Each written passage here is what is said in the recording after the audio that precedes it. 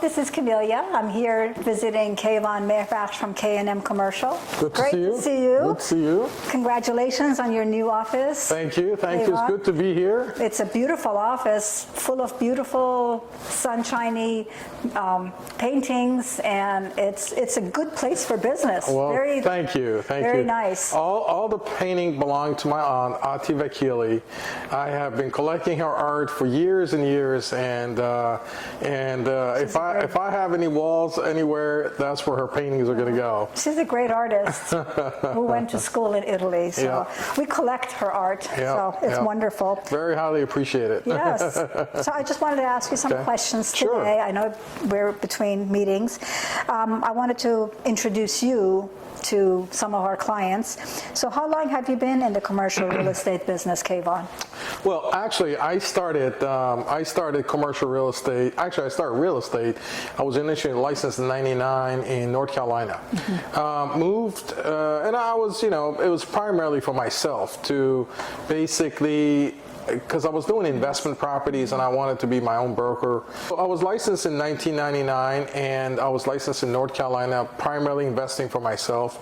After that, I came to Northern Virginia in 2004. Okay. And I started working in commercial real estate. I got my CCIM in 2005. It took about a year and a half to 2 years. And at 2006, I got my own franchise with Sperry Van Ness.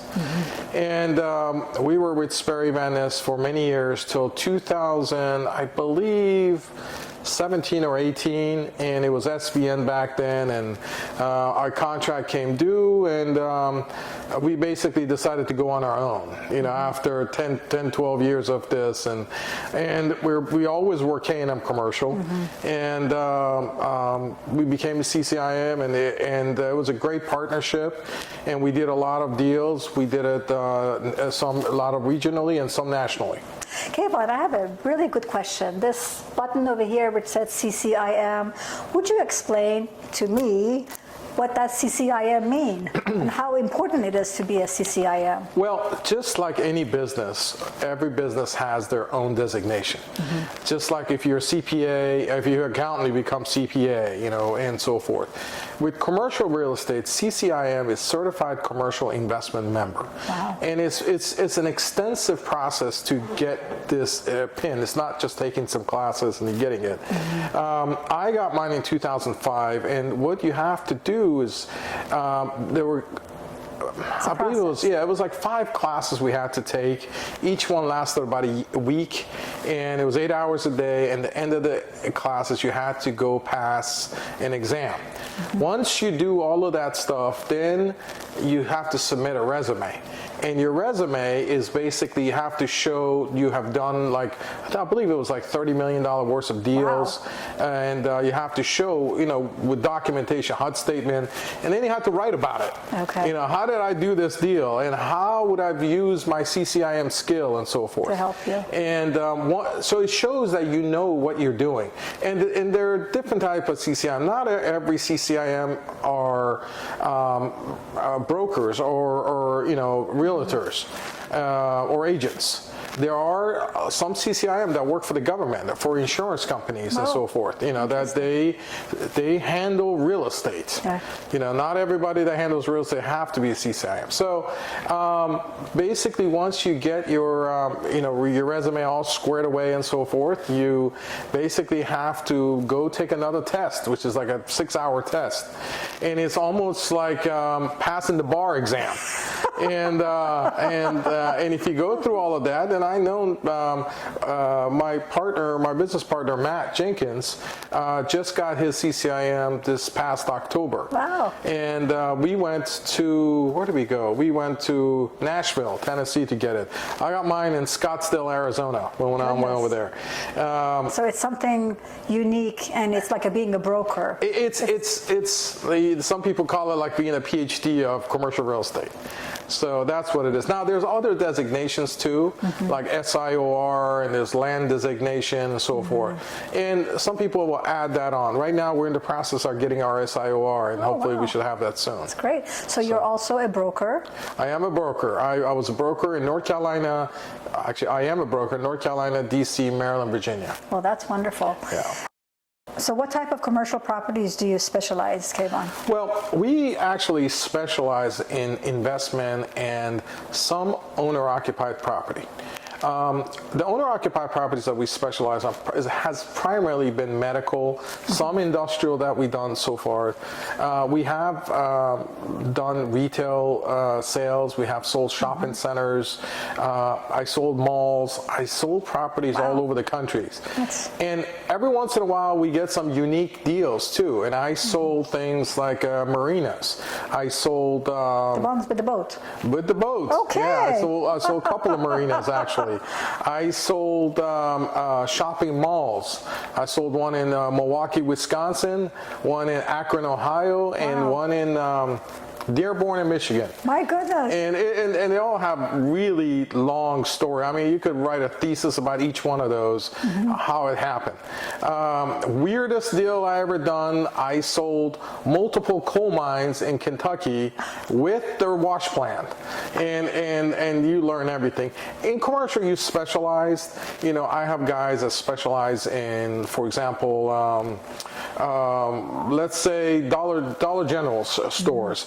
I have folks that specialize in daycares, you know, folks specialize in retail, office, so forth. You know, you stay in this business long enough, you pretty much touch everything. And I know when to ask help. There were deals I had sold some hotels, and I asked some of my brokers that's a hotel specialist. We did deals. I did deals that were self-storage, and I did work with my self-storage guys to get the deals done. Absolutely. With other CCIMs or brokers. Absolutely. To help each other for a transaction. And you got to do this business like that because it's, you know, the objective is you're working for a client and you're trying to make them happy and do the best deal for them. Right. And you have to know what your limitations are, when to ask for help, and when to help, actually. Right. And once you, like I said, this is a much smaller community than you think. And there's only so many of us. And you know who's doing what and what's their specialty and when to ask for help. Yeah, that's my background, originally, I used to work for MCI. I used to build data centers. Wow. That was how I got into commercial real estate. That's great. And I used to go all over the country, and, you know, acquire the land, get the, you know, and the data centers are not like the data centers today. In those days, the telcos were the only one that had data centers, and they were much smaller. They were like 10, 15, 20,000 square feet, versus the new ones are over 100,000 square feet, and they're for commercial reasons. You know, so it's changed. That's good. Kayvan, what services do you provide? For example, leasing, sales, property management. What does your firm? Well, we provide sale, lease, and property management, among other things. Let me just go through each one of them. Okay.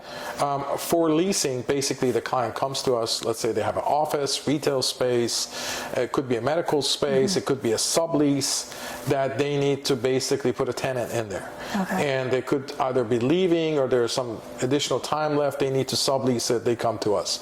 We evaluate the property and we basically put it on the market, we do all the advertising and so forth. And advertising gets extensive. And but let's say we find the right tenant, you know, they come in, we evaluate them, we run all the reports on them, we get all their financials, we present that to the ownership. If the ownership, well, there's more actually. If it's the office, they may require build out or whatever. We actually present all the everything in that deal to the ownership and what it's going to cost. If they agree, then we'll move forward. We'll actually work with them to do the build out. I have contractors lined up. We basically do a turnkey. Wow.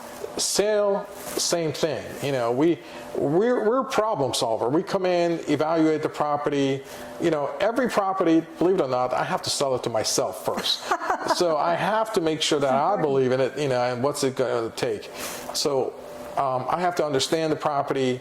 Once I understand it, what's going on with it, what's the good things about it, what's the bad thing about it, what's the hair, where's the hair on the deal, and once I understand it, I come up with the solution, what's going on, then I'll take it to the market. That's and so good. yeah, you have to, and because all of these need to come up, and and it will come up, and they're having a problem. It's not a bad thing, as long as you have a solution, as long as you know what you're going to do, and just be upfront about it. This is the problem. This is the solution. This is what we have.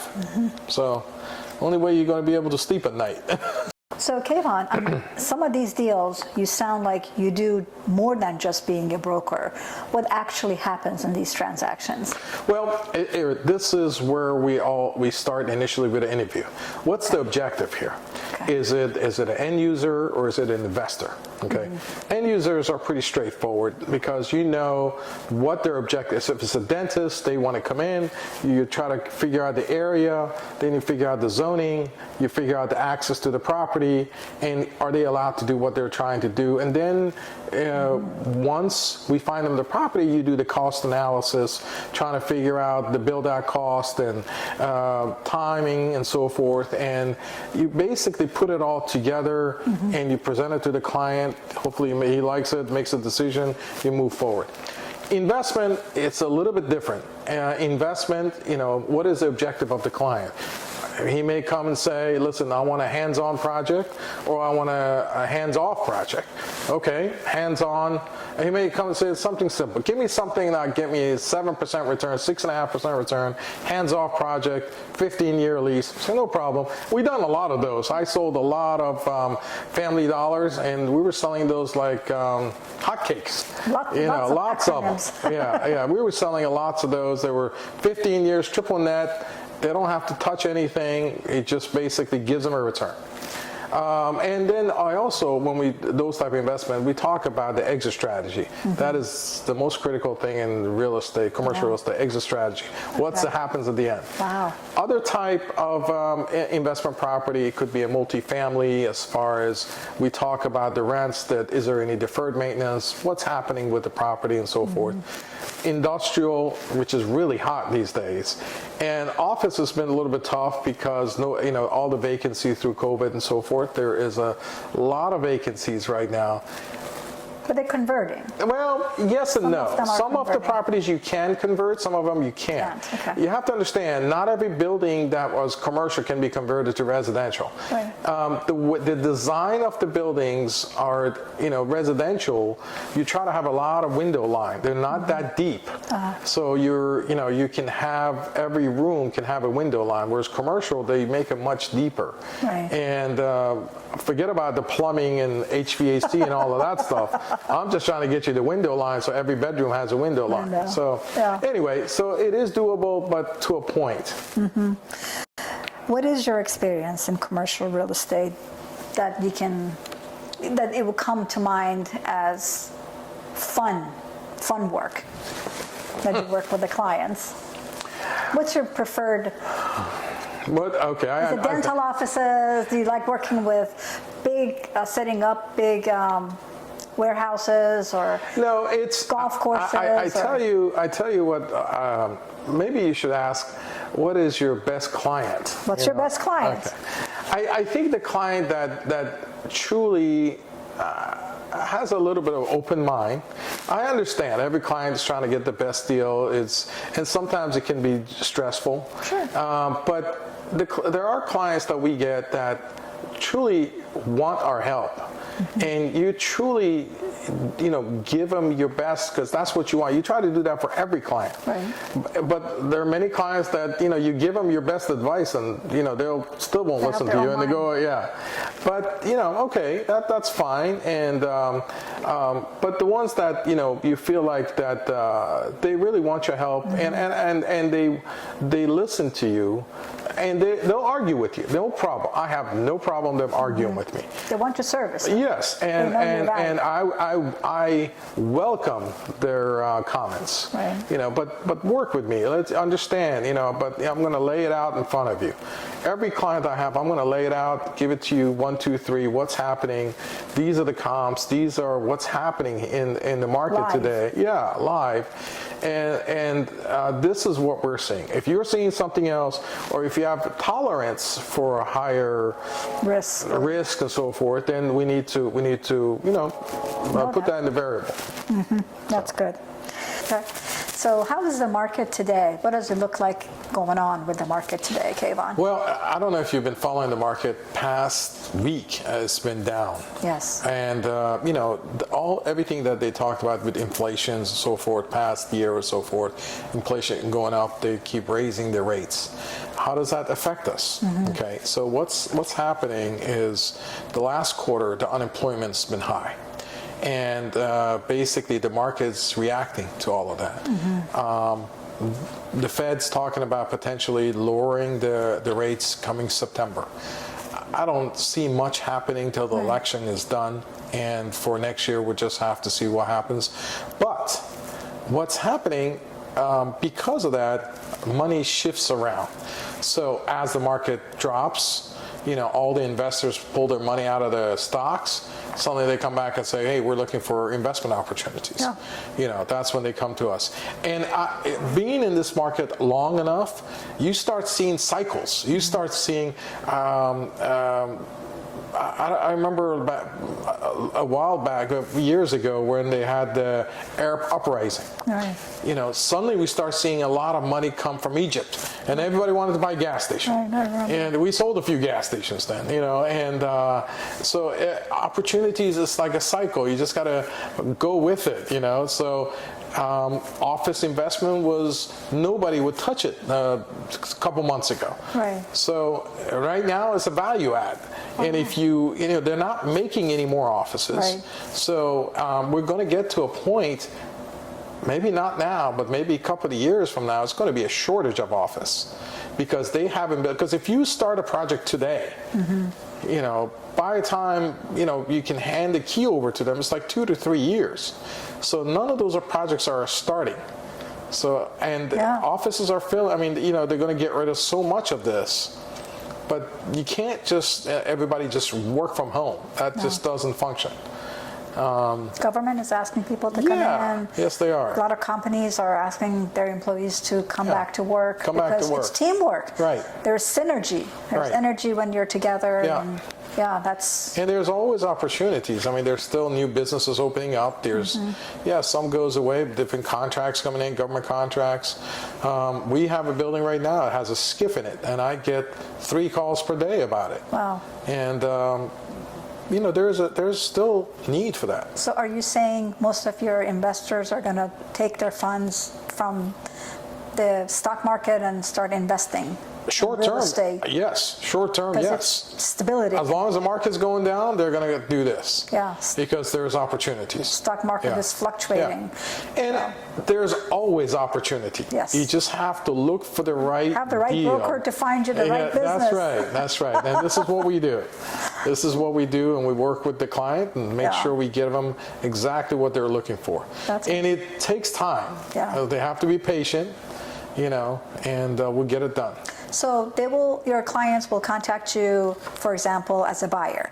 They will let you know, we're here, we're pulling money out of the stock market, for example, a couple million, 2 million, or maybe 10 million, and we're looking for where should we be investing best for our funds. Well, the short answer is, I always ask, what's your, how much risk you're willing to take? Okay. Do you want a turnkey or do you want a value add? Turnkey, yeah. I mean, I have, like I said, I have opportunities that are low return, but it's like money in the bank. Right. Or you want a little bit of value add, I can get you a higher return, but we have to do something. You have to work on it. Yeah, we have to work on it. Build It may have some vacancy, may have some deferred maintenance. We have to do something with it. And we look at those as a project. We start here today at, let's say, 5 million, and in 5 years we're at 10 million. But it's going to take this much, and we have to put this much money into it, and that's a good this is your return. Well, I'm just giving you an example. Right. We have done those, but yeah, you may have to spend $2 million in it, in it too, and so forth. But you have to bring it to value. Exactly. It's doable. I mean, it's all of those multifamily conversions you were talking about. Taking an office to multifamily. It takes a lot of money to gut everything and put it all back together as residential. But then it's turnkey. Well, yeah, it still has to get filled up and so forth. Sure. But so yes, there's opportunities. How do you build and maintain relationships with your clients, Kayvan? This is a very good question. It's like anything. I mean, I'm sure you guys have friends that you've been friends with for years, and some acquaintances that come and go. It's sort of like the same thing. My objective has always been to give them the best what is the word? Relationship. Yeah, no, I'll do my best for them, and truly think like if this was my property, if I was on the other side, how would I want to be treated? And just do the best work you can. Now, some folks they just want to come in and out. They're not worried about anything else. No problem. We work with them and we present them what we have. But some of our clients, we actually end up working with them years and years and years. And for example, we have had listings that we may have started with a small lease. We ended up buying multiple properties for them, and then we ended up managing it and did that whole value add and made them a lot of money. Yeah. And then we did it again and again and again. And some of the clients, you have to truly understand the business. Educating them. Well, yeah, and like I said, like for example, medical, like dental practices and so forth. We've done so many of them. We understand the numbers and so forth. And some of the clients, they come in and say, hey, I want to open up a restaurant or open a dental practice, and they're right out of school or they haven't done it before and they have no concept. We can help them with those because we've seen a lot of business plan. We have seen all the resources it's going to take to get it done. Right. And we can help them with those, but it takes time. They just need to understand what they're getting into. And I provide what I can, but I'm going to be short on. I'm going to provide them the expert. They can provide them help with those. And they become long-term relationships. Yeah. I mean, I had clients that wanted to start a laundromat service. No problem. That was not my specialty, but I have guys that specialize in that, and we worked as partners with. And I brought them in, and we got the deals done. That's the teamwork. As a team. Yeah. So. Kayvan, what advice would you give to someone looking to invest in the commercial real estate? I would say understand what you're getting into. Understand your toleration for risk. Understand what is your objective out of this investment.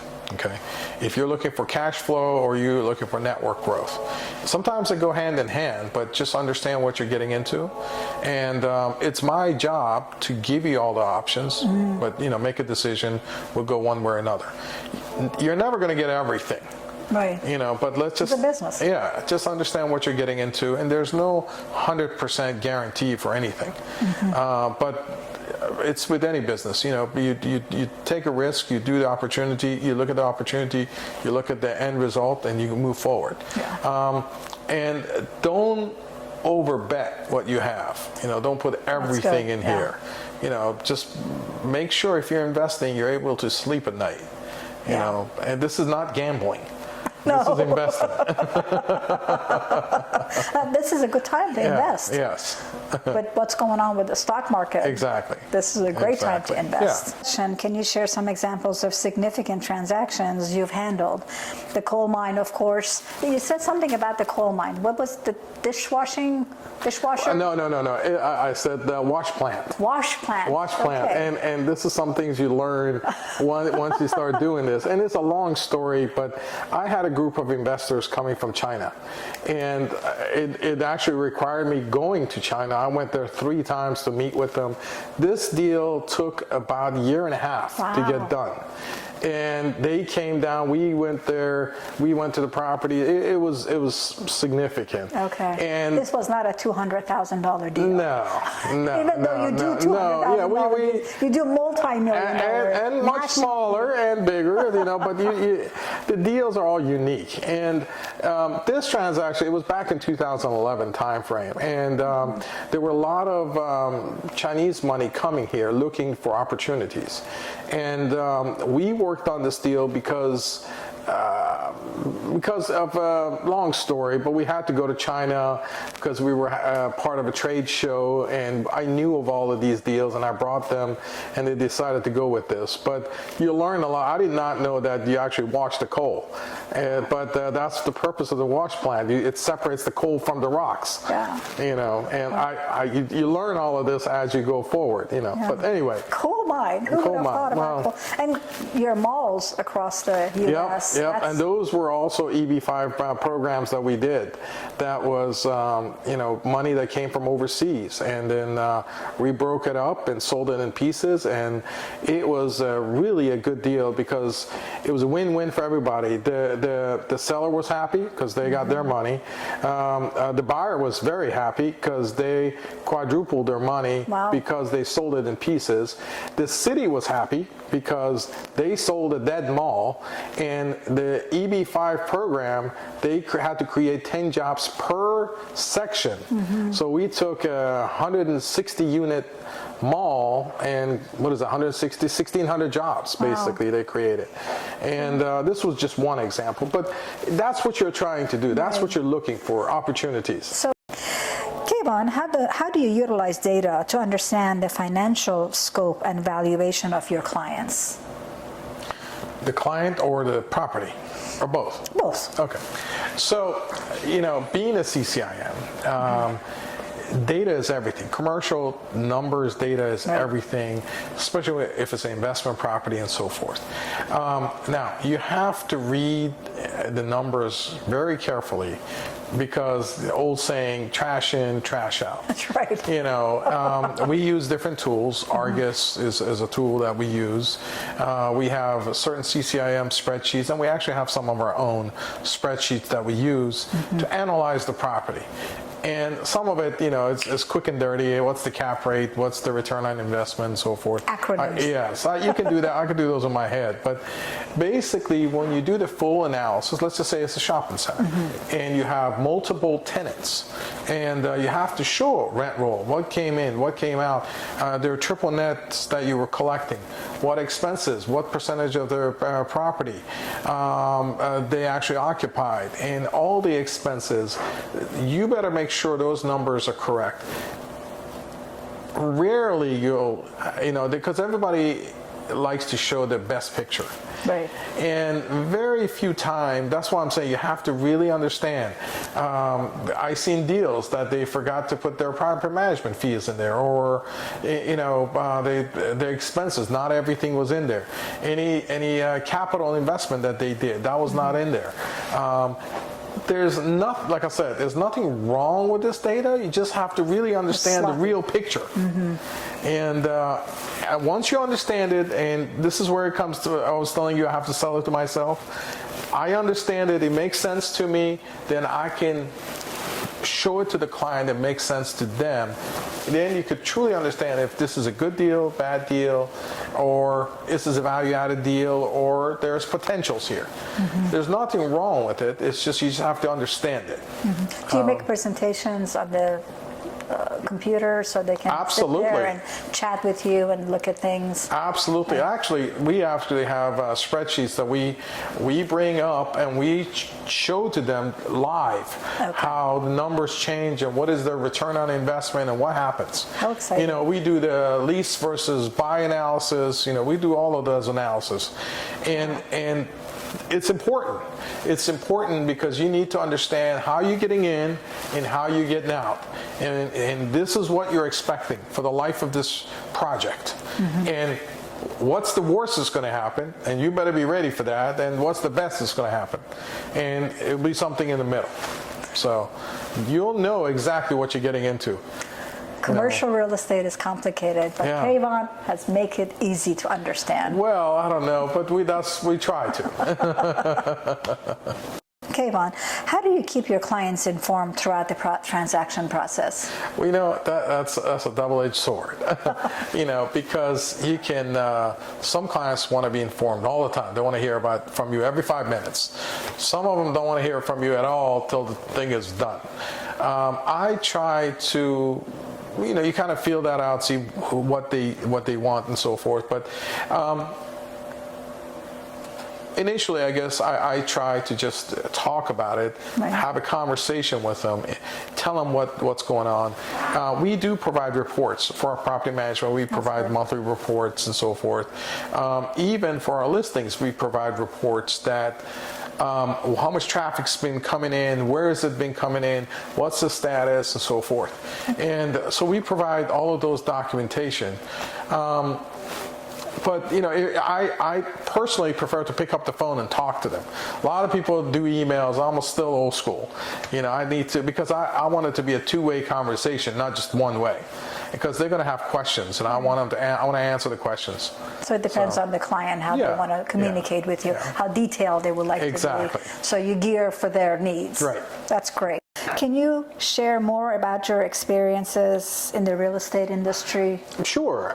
One thing I found with real estate industry is, there's some good people working in it, and you can't do anything by yourself. If I do a transaction, you know how many people are involved. But just not the broker. You got the buyer, seller, broker this side, broker that side. You got the attorney on this side, attorney that side, title company. You got the inspector. You got the zoning people. You got the developer, builders. There's a lot of people involved. I'm not even mentioning half of them. And the underwriters, the processors. There's just a lot of people involved. So to do a deal, it's a lot of pieces to it, and the fact that these people work with you, over the years, who wants to work with you. This is a long-term career. This is not just one deal or two deals. Yeah, and relationships. And people will know how you operate. And we've been successful over the years. There's been, I had clients that I have worked with that I sold some properties 3 or 4 times, the same properties. Either leased them, sold them, and so forth. And you truly become friends with them. And you truly want to help them. And it's not always about the money. The money will come. It's the fact that it's a one-on-one relationship. You look them in the eye and you're creating wealth. And you just you got to do right by them, and they'll do right by you. So you have a good team working with you. Of course. I couldn't survive without my team. Yeah. Kayvan, how does K&M Commercial ensure clients receive fair market rates for leases, property investments, and sales at K&M? Do you mean our commission? Is that what you're asking? Yes. Okay. All right. Now this is a touchy subject, as you guys know, and there's obviously these new lawsuits and everything for NAR, I guess, National Association of Realtor, and I know with residential, all of this stuff is changing. I think it's becoming more like commercial. Now, we obviously have to make a fee. We're doing all the work, and we expect a certain amount of fees. I'm not going to talk about the exact fee, but or the percentage. And I'll be honest with you. We're at the level that we want to, we're problem solvers. It's just like an attorney. Yes, there's a $100 attorney and there's a $1,000 attorney. And it depends on what you're trying to do. If you just want a guy that just shows up and just kind of stands there and doesn't do anything, fine. Sometimes we're not that. We tried so hard to become specialists and, problem solvers. And there are times that I have clients come up to me and they they see our commission, and they, if they're trying to nickel and dime me, they said, is this commission negotiable? I said, absolutely, it's negotiable. We can go 1, 2, 3, 4% more. How much more do you want to pay me? So, you just have to play it off. If it's not, you got to do the job that you are happy to do. Because if you're not happy and you feel like this is not worth my time, you're not going to do a good job. Right. So it's got to be worth your time. And the client has to understand that. Yeah. There is lots of other brokers. They're more than welcome to get those. Yeah. But this is my worth. That's your negotiable. Yeah. Kayvan, can you share an example of challenging deal and how you overcome the obstacles? It's a recent deal, and basically we purchased the gas station as a triple net investment. We did our due diligence. I knew the client was pretty good, but he was not a large client. The deal went well. The tenant was doing well. After a few months, the tenant decided that they wanted to change brand. So from brand X to brand Y. No problem. It covered the lease. They're allowed to do that. They got the sign off to change brand. Few months passed, then they started having problem with the new brand and so forth. It got to a point where they're starting, and we were managing the property. We did the sale. We didn't do the original lease because the original lease was in place. So I purchased the property for them. I did all my evaluation, all my numbers. I knew exactly what the exit strategy was. I knew exactly what would happen if they left and all of that stuff. So I was ready. We were managing the property. So we're working with the tenant. They're paying rent. After about 6 months, rent became slow, and they were still making it, but then I approached the tenant. I explained what's going on, tell us if you need help and so forth, and we basically talked to them. They said, hey, this new group, we're having a problem. We can't handle it anymore. And I said, okay, I tell you what, I'm glad you told me this now, before there's an issue. So I talked to the ownership, and I said, well, what would you like to do? He goes, well, why don't you put it on the market for lease? And I said, no problem, we'll put it on the market for lease, but also give me a number that we should put on the market for sale. And it was more than what he purchased it for, obviously, and it was pretty good amount more. So I said, well, let me do both, see whichever one comes in first, we'll go with that. And the tenant's still paying, so we started marketing this. And I knew exactly who to go to from before, because we had other gas stations that we worked on before. Mm-hmm. So I went to all of those. I had the list. I just started making a call, and basically I had a buyer literally within 24 hours. Wow. That he wanted it vacant though. He got the property vacant, so basically the lease got terminated. The new guy came in and took it over. I think the owner made significant amount more for selling it. Wow. And he was happy. The owner was happy. The new guy was happy. The old guy was happy. Everybody was happy. Good consultant. Yeah, I think the only one that wasn't happy was probably the guy that lost it. Yeah, redid the gas company. Yeah. But anyway, it was a win-win situation. And that's what we try to look for. That was a challenging case, and you made it to solve the problem. Yeah, you just have to how you approach it. It's not always straightforward. You have to come around, under, over, think outside the box. Think outside the box, exactly. But solve the problem. Yeah. So. That's wonderful. Well, Kayvan, it is such a pleasure to see you. Thank you so much for your time. It was a pleasure to see you. Hopefully we will do this again. Absolutely. Thank you so much.